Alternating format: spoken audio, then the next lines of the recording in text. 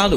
అసలు నందీశ్వరుని యొక్క అనుమతి లేకుండా శివాలయంలో శివదర్శనం చేశారనుకోండి, దాన్ని శంకరుడు అంగీకరించాడు. ఎందుచేత అంటే శివదర్శనాన్ని ఇవ్వడానికి మొట్టమొదట ఎవరు అనుగ్రహించాలి అంటే నందీశ్వరుడు అనుగ్రహించాలి. ఎక్కడి నుంచి వచ్చింది నందికా శక్తి శివపరివారంలో అంటే శిలాదుడు అని ఒక మహర్షి, ఆయన మహానుభావుడు. ఆయనకి ఒకప్పుడు ఒక విచిత్రమైనటువంటి కోరిక కలిగింది, నాకు ఒక కుమారుడు కలగాలి, కానీ అందరు పిల్లలు పుట్టినట్టే భార్య యొక్క సహాయము వలన నా తేజస్సు నా భార్య యొక్క శోణితము కలిసి నా భార్య యందు పిండముగా రూపుదిద్దుకొని ఏదో కొన్ని నెలలు ఆమె గర్భము ధరించిన తరువాత బయటికి వచ్చేటటువంటి శిశువు కాదు, అయోనిజుడు కావాలి. స్త్రీ గర్భము నుండి బయటికి రానివాడయ్యి ఉండాలి, అయోనిజుడు కావాలి. 2, ఆ పిల్లవాడికి మరణం ఉండకూడదు, ఇక పిల్లవాడు శరీరం అన్నది విడిచిపెట్టకూడదు. 3, వాడు పరమశివుడితో సమానమైనటువంటి స్థాయిని పొంది ఉండాలి అనుగ్రహంలో.